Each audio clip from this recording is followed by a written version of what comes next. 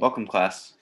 My name is George Cardenas, and due to technical difficulties, I will be presenting this project for our group today. Today, our group will be discussing the Chase Sapphire case and addressing questions that were brought up during the case. We will add our input and recommendations to address these questions head-on. In particular, we will be discussing the 3 lines of the Chase Sapphire cards, including the Chase Sapphire, the Sapphire Preferred, and the Sapphire Reserve. I want to first begin with discussing questions that were brought up during the case of how should Chase jointly manage the Sapphire Preferred and the Sapphire Reserve, and how to guide customers to the best product for them. We first want to recommend that Chase collects income and travel and dining frequency, which will help lead customers in the right direction for the card choice. During the initial application, some of the most important questions to ask should be related to their annual income and how frequently the customers travel and eat at restaurants. Asking these questions during the initial credit landing page will steer the customers towards whether or not the preferred or the reserve is better suited for them.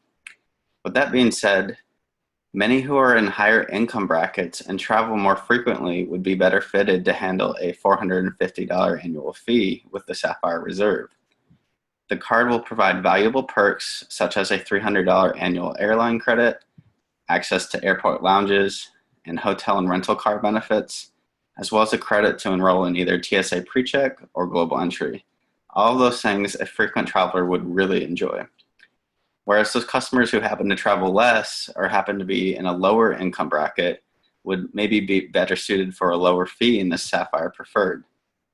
The annual fee with the Sapphire Preferred is reasonable and still offers excellent travel and dining benefits for those who don't travel as frequently.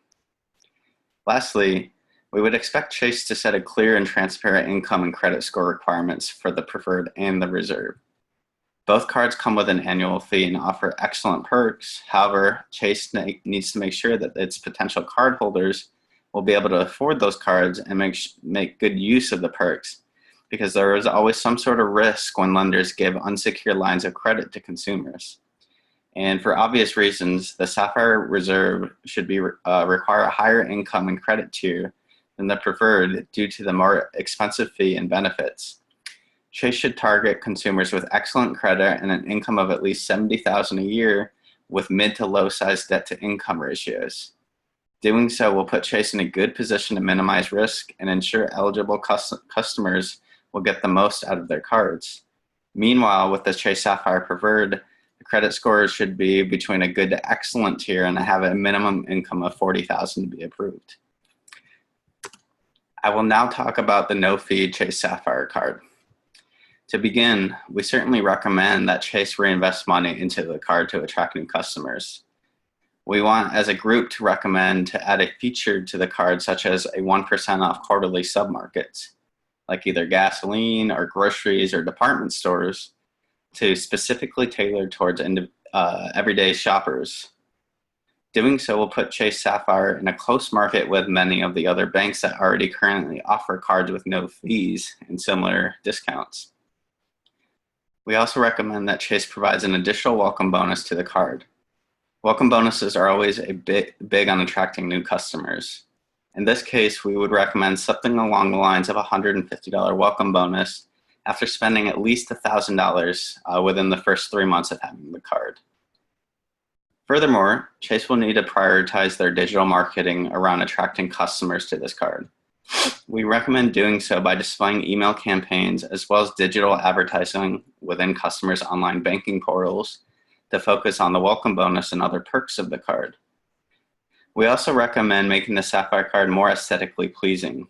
We can use the new Apple Card as an example. The physical card is a thing of beauty if you haven't seen it, and this will attract more customers. Lastly, we would like to set a target market audience to be centered around younger customers, like individuals who have just entered college or who just graduated from high school and are new to the workforce, or maybe just consumers who are looking to build their credit who don't really have any credit right now. Now, we will discuss the features and benefits of the Preferred and the Reserve cards. To begin, we think it would be smart for Chase to start the APR a little lower on the Preferred end. to get customers used to entering into a credit card market with high annual fees. We would like the APR to be between 15.99 through 20.99%.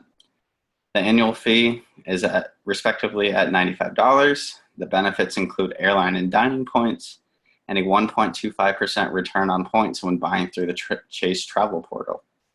On the reserve end, the APR will be a little bit higher due to it being more of a luxury credit card.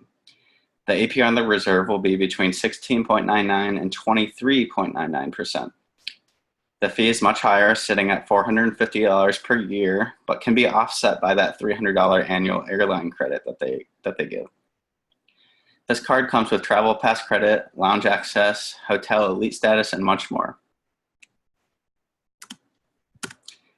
Next, we will discuss how the products can be differentiated so that they do not cannibalize each other. First, I want to begin by reading a quote from Pam Adispadi. Launching a new credit card product is a complex series of trade-offs. We have a constructive value proposition comprised of the optimal mix of rewards, benefits, services, experience, interest rates, annual fees, and more. Throughout the new product development process, we're constantly doing analysis to determine which set of features will deliver the most value for consumers, provide clear differentiation from competition, and yield the best returns from our company.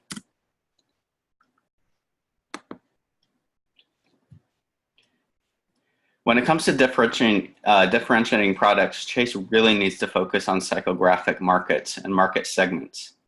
Regarding psychographic markets, content is key. Chase will need to rely heavily on the type of content that is provided on the Chase Sapphire cards to ensure customers have a deep understanding of the cards and which are the best suited for them and how the benefits of the specific cards would affect them. Chase also needs to keep an eye on deal chasers, as Chase ended up losing a lot of money when the Sapphire card first came out in the market and was offering the $100,000 welcome bonus to new cardholders. So applying appropriate marketing and bonuses will help ensure Chase does not become financially stressed. Chase can also rely on their marketing team to help with customers who are self-aware avoiders. They can do so by making their marketing very enticing. Now, regarding market segments, Chase needs to focus on demographics, life stages, and assets of the customers. Gathering data from these important aspects is a crucial part of leading customers in the right direction with their credit card shopping. Focus also needs to be on behavior, the annual fee of the cards, the specific rewards, the interest rates, the credit lines, and credit worthiness. All of these factors are very important when differentiating between cards. We would like to thank you all for listening to our project.